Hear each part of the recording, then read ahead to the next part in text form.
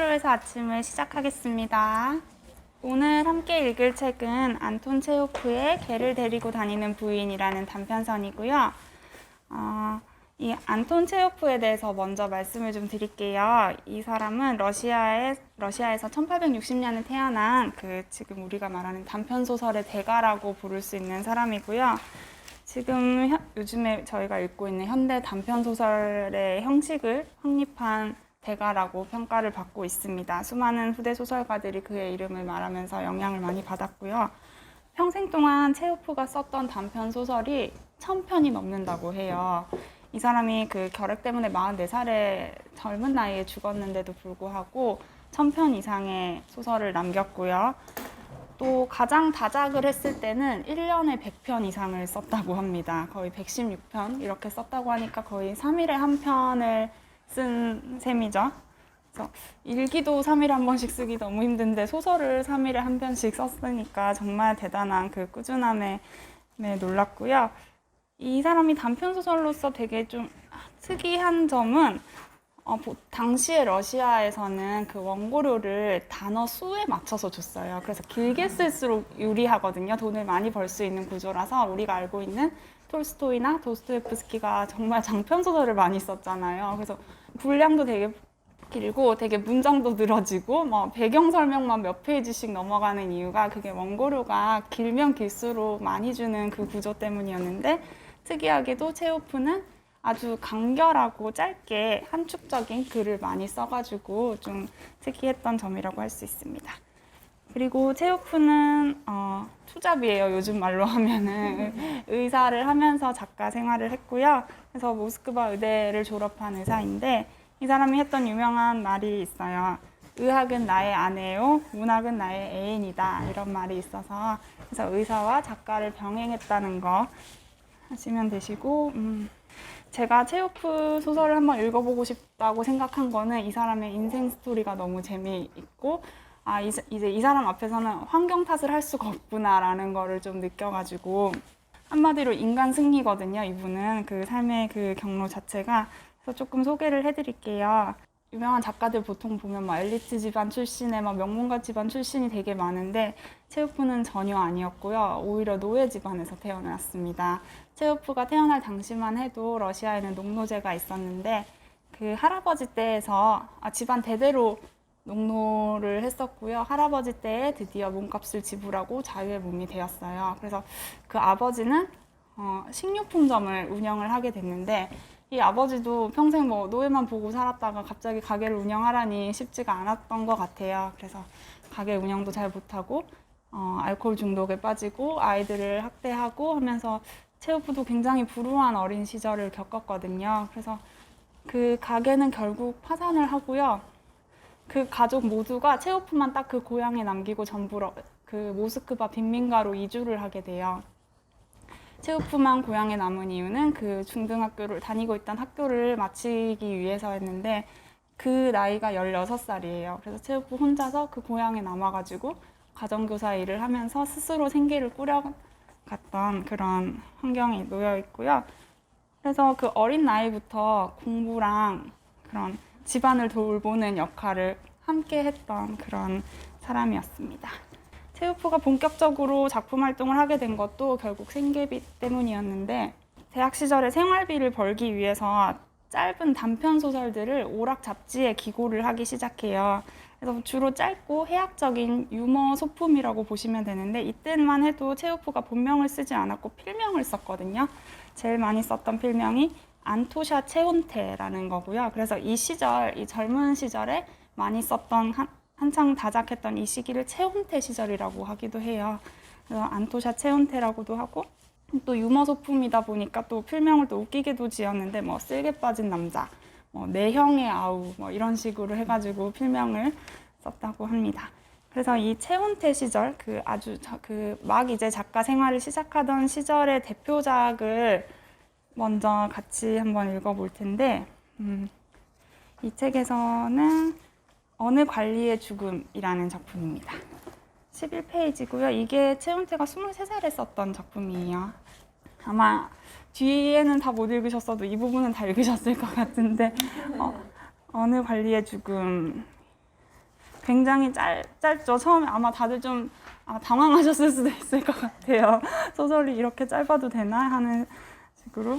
여기에 남자 주인공인 회계관리 이반이라는 인물이 나오고, 이 사람이 오페라 공연을 보러 갔다가 공연에서 갑자기 재채기가 나오죠. 근데 바로 앞에 있던 어떤 남자가 갑자기 자기의 대머리와 목덜미를 닦는 거를 보고 내 침이 튀었구나 하는 거를 알게 됩니다. 근데 또 자세히 보니 그 사람이 하필이면은 다른 부서긴 하지만 장관인 거예요. 그래서 아이고 큰일 났다 해가지고 저분한테 빨리 사과를 드리고 용서를 구해야겠다 해가지고 그 장관을 볼 때마다 쫓아다니면서 너무 죄송하다고, 제가 이렇게 될 줄 몰랐다고, 용서해달라고 그렇게 말을 하죠. 그러니까 이 장관은 괜찮다, 그냥 별일 아니라는 듯이 지나갔는데, 이 사람은 계속 마음이 쓰이는 거예요. 그래서 장관을 볼 때마다 막 집무실에도 찾아가고 막 편지를 쓸까도 하고 하면서 계속 용서를 구하는데, 장관은 괜찮다니까 왜 자꾸 이렇게 나를 귀찮게 구냐는 식으로 막 핀잔을 주죠. 그랬더니 이 사람은 결국 혼자 소가리를 하다가 마지막에 죽어요. 이게 체오프 소설에서 아마 다들 읽으시면서 느끼실 수도 있겠지만 주인공이 죽는 엔딩이 정말 많거든요. 그래서 이 작품이 좀 체오프 소설에서 자주 발견되는 엔딩이기도 하고, 굉장히 초기 작품인데도 꽤 높은 평가를 받았던 게, 웃긴데 슬프지 않아요? 좀 굉장히 이 관리가 되게 답답하고 소심해 보이면서도 근데 또 이 사람이 처한 환경을 생각하면 또 충분히 그럴 수 있겠다, 상급자의 눈치를 봐야 하는 그 을의 심정을 또 잘 대변한 것 같아가지고, 그래서 그런 이 작품이 되게 초반에서는 굉장히 대표작이라고 볼 수가 있고요. 그래서 이 작품에 대해서도 이따가 또 얘기를 나눠보도록 하고, 아까 말씀드렸듯이 체오프가 초반에는 이런 유머 잡지에 짧은 그 단편적인 글을 많이 썼다고 했잖아요. 근데 이 체오프의 글을 유심히 지켜보던 그 당대 작가인 그리고로비치가 체오프한테 편지를 씁니다. 너는 이렇게 위대하고 천재적인 재능이 있는 앤데 왜 이런 짧은 소품들만 쓰냐 해가지고 편지를 보내는데, 저급하고 급히 서둘러 쓰는 창작을 버리고 사색하면서 뜻있는 중요한 저술에 몰두하라, 이런 내용을 써요. 그래서 좀 더 깊이 있는 문학적인 그 가치가 있는 그런 글들을 써보라고 편지를 썼더니 또 체오프가 그 충고를 받아들입니다. 그래서 이제 처음에는 막 이런 짧은 글들을 막 쏟아내다가 점점 이제 분량도 길어지고 좀 깊이감이 있어지거든요. 아마 이 책에 나오는 단편선의 그 순서가 체오프의 그 시간 순서대로라서 앞에 있는 게 초반이고 중간에 있는 게 중반, 그렇게 되거든요. 그래서 이 편지를 받고 나서 체오프가 좀 변화한 모습을 보이게 되는데, 그때 썼던 작품 중에 제가 고른 거는 육호병동이라는 작품이에요. 73페이지고요. 이 열린 책들 페이지에서는 여기까지도 아마 읽으셨을 것 같아요. 육호병동을 보시면 이 작품은 한마디로 누가 미친 사람인가 라는 질문을 계속 던지는 그런 작품이거든요. 육호병동은 정신병원을 배경으로 하고 있고요. 그 육호병동 안에는 5명의 정신병자가 수용이 되어 있습니다. 그리고 그것을 지키는 아주 폭력적인 문지기 니키타라는 인물이 나오고요. 이 병원에 있는 의사인 안드레이가 주인공이라고 볼 수 있는데, 이 안드레이는 굉장히 지성을 예찬하는 인물이에요. 그래서 월급의 절반을 책 사는 데 쓴다고도 나오고요. 지성이 98페이지에 이 사람이 했던 그 말을 좀 같이 볼게요. 이 세상에서 지성에 고결하고 정신적인 발휘만큼 의미 있고 흥미로운 일은 없다 하면서 지성은 즐거움을 낳는 유일한 원천이라고 할 수 있다. 그런데 우리 주위에서 지성을 볼 수도 들을 수도 없다. 말하자면 우리는 즐거움을 잃은 것입니다. 하면서 책이 있긴 하지만 생생한 대화와 교제는 전혀 없습니다.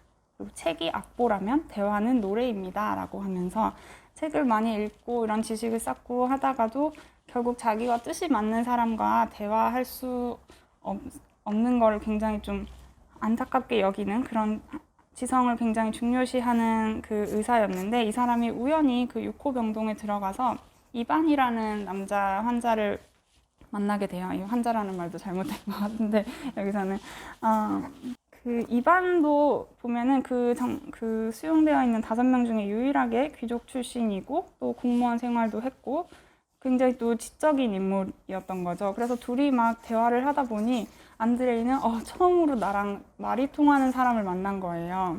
그래서 내가 여기서 살게 된 이후로 처음 만난 제대로 이야기할 만한 상대인 것 같아 하면서 그 안드레이 의사와 이반이 같이 막 티키타카를 하면서 대화를 나누는 장면들이 쭉 나오고요. 굉장히 철학적인 논쟁들이 막 이어져요. 삶이란 무엇이고 고통이란 무엇이고 이런 거에 대해서.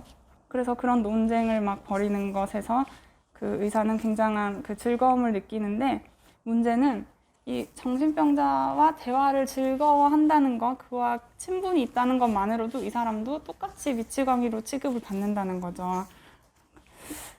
그래서 당신 아픈 것 같다 하면서 나중에는 병원에서 아주 빈털터리로 쫓겨나게 되고요. 그리고 끝내 똑같은 이 6호 병동에 수용이 되게 됩니다. 이 사람이 그래서 처음엔 저항을 해요. 내가 왜 여기에 갇혀야 되냐. 사람의 자유를 어떻게 이렇게 제한할 수가 있냐 하고 발악을 하지만 그 아까 앞에 나왔던 그 문지기한테 아주 폭력을 당하고 결국 맞아 죽는 걸로 또 결론이 나오거든요.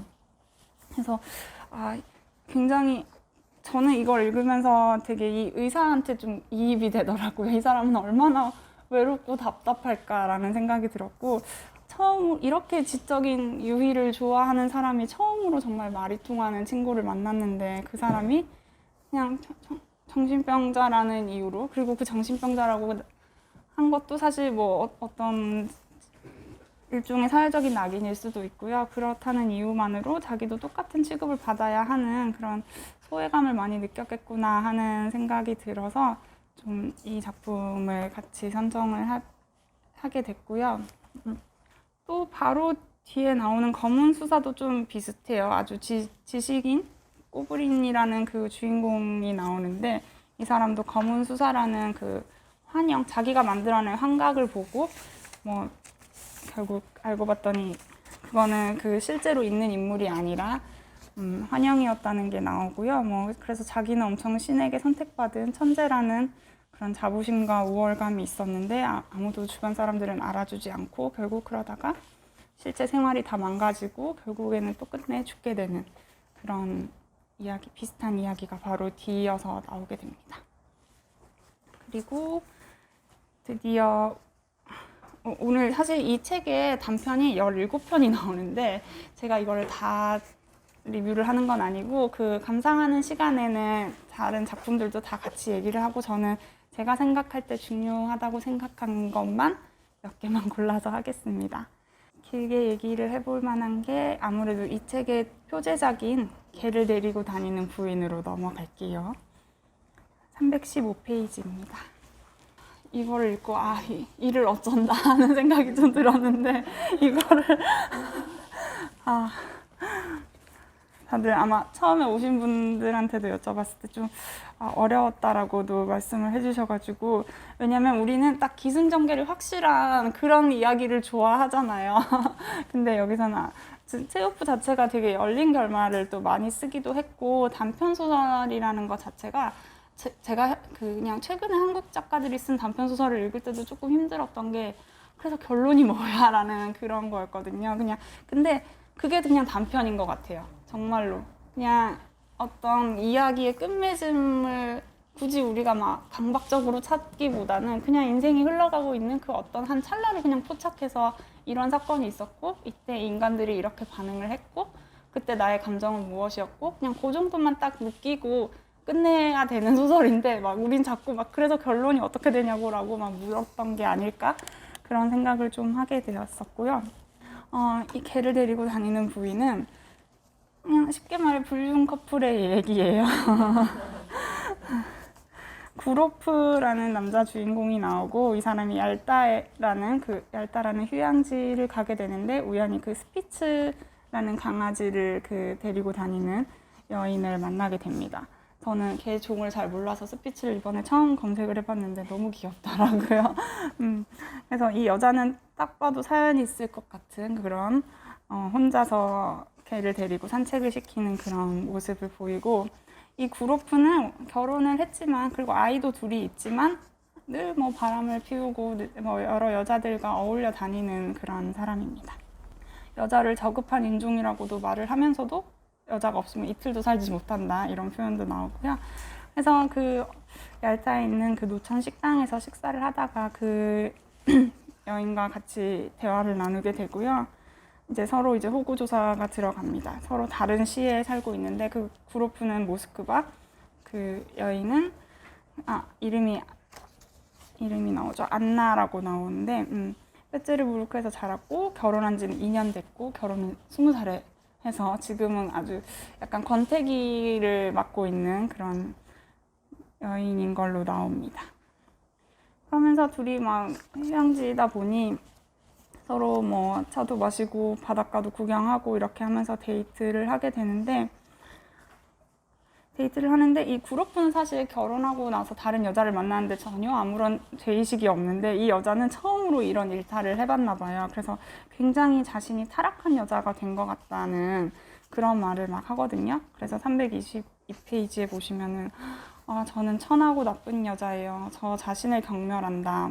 저는 남편이 아니라 저 자신을 배반한 거다. 이러면서 얘기를 하고요. 자기 얘기를 해요. 저는 결혼을 20살에 했는데 지금 호기심이 늘 나를 괴롭혔고 남편한테는 아프다고 하고 이곳으로 온 거다. 이러면서 데이트를 하면서도 자꾸 이 여자는 자기가 천하거나 경멸하지 않다라는 거를 막 확인받고 싶어하는 그런 모습을 보이고요. 그러다 갑자기 뭐 남편한테 눈병이 났다는 편지를 받고 다시 자기 집으로 돌아가게 됩니다. 그리고 구로프도 다시 일상으로 돌아가게 돼요. 어차피 여기서는 휴양지에서 벌어진 일이고 그냥 잠깐 일상에서 벗어난 곳에서의 일탈 같은, 그냥 구로프도 그렇게 정도로만 생각을 했는데, 문제는 자기 삶으로 다시 돌아왔는데도 계속 생각이 나는 거죠. 이런 적이 없었는데 왜지? 왜 이렇게 한 달이 지났는데도 계속 생각나지? 하면서 결국 구로프는 그 여자를 만나러 갑니다.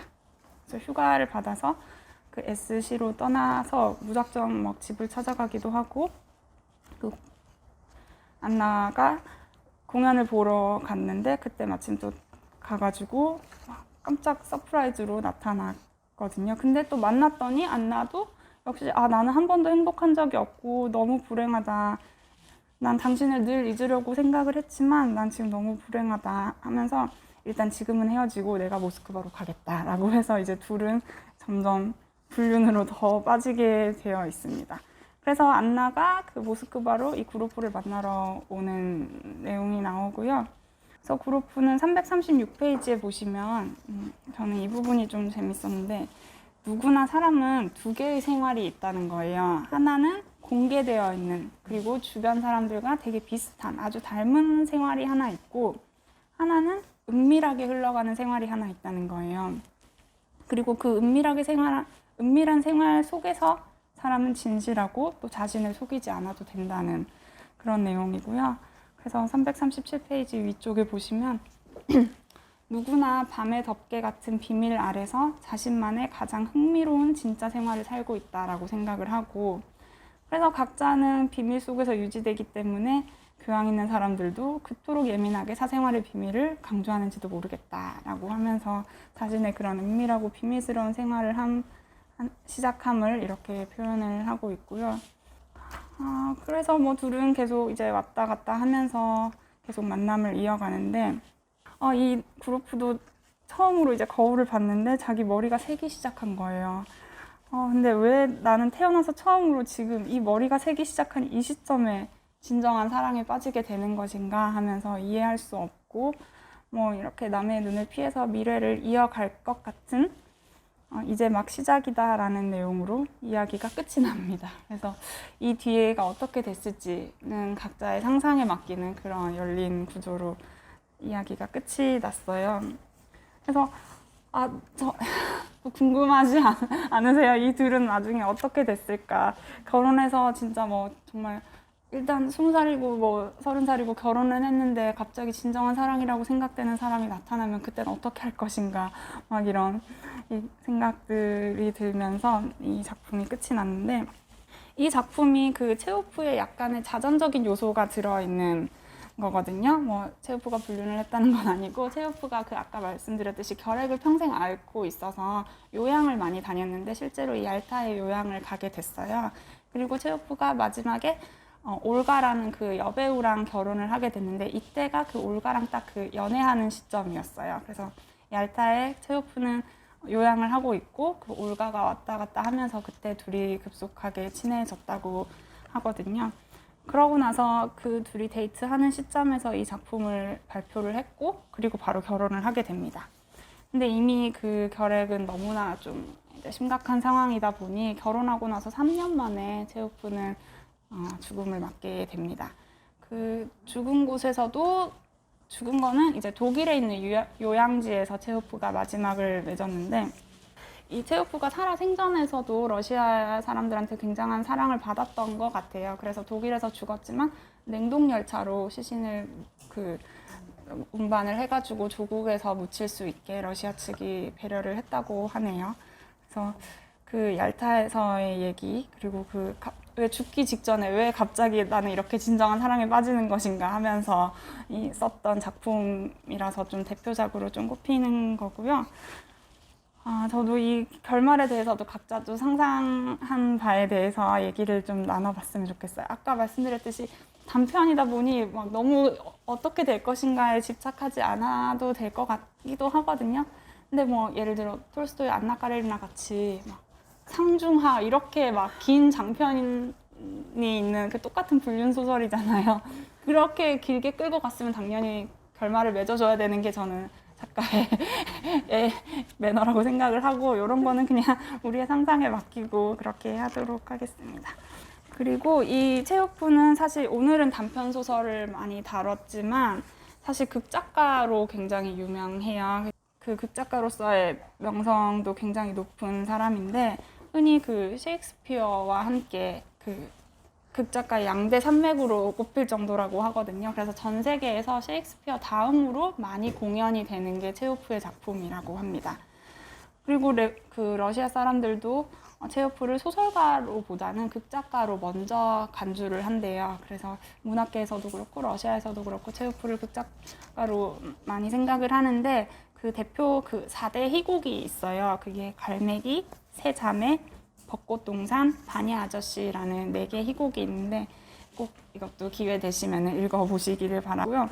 저는 몰랐는데 우리나라에서도 대학에서 연기를 전공하는 과 있잖아요. 뭐 연극영화과라든지 연기과라든지 이런 곳에서는 그 입시 전형에서 꼭 체오프를 지정 희곡으로 삼고 이거를 연기하게 시킨대요. 그래서 그 우리나라에선 수험생들, 그러니까 연기 지망생들은 무조건 체오프를 읽어야 되는 거예요. 그러니까 수험장에 가서 체오프의 희곡에 어떤 딱 대사를 딱 주고 이걸 연기하라고 해요. 그러면 당연히 시험 치는 사람 입장에서는 이 줄거리가 무엇이고 이 인물이 어떤 인물인지를 미리 파악을 해야 되잖아요. 그래서 의외로 연기 지망하는 사람들이 체오프의 희곡을 많이 읽는다는 거. 그래서 그 입시 정보에 많이 나오더라고요, 체오프가. 그래서 조금 그것도 저는 처음 알게 됐는데, 그 정도의 위상이라는 거, 그런 것도 알게 됐고요. 일단 그 각각의 작품들에 대한 감상은 같이 나중에 나눠보도록 하고, 체오프는 어린 시절에 아주 혹독한 시련을 스스로 극복을 해서 의사가 되었다가, 또 문학에서도 단편 소설과 희곡은 전혀 다른 장르라고 저는 생각이 드는데, 그 2개의 분야에서 둘 다 대가의 소리를 듣는 그런 세계적으로 인정을 받은 인물이라서 정말 대단한, 진짜 인간 승리라는 말밖에 안 나오는 그런 작가였고요. 오늘은 그가 쓴 단편 소설들만을 가지고 얘기를 나눠보았습니다. 오늘 발제는 여기까지 하고요. 지금부터는 어떻게 읽으셨는지 얘기 나눠보도록 하겠습니다. 감사합니다.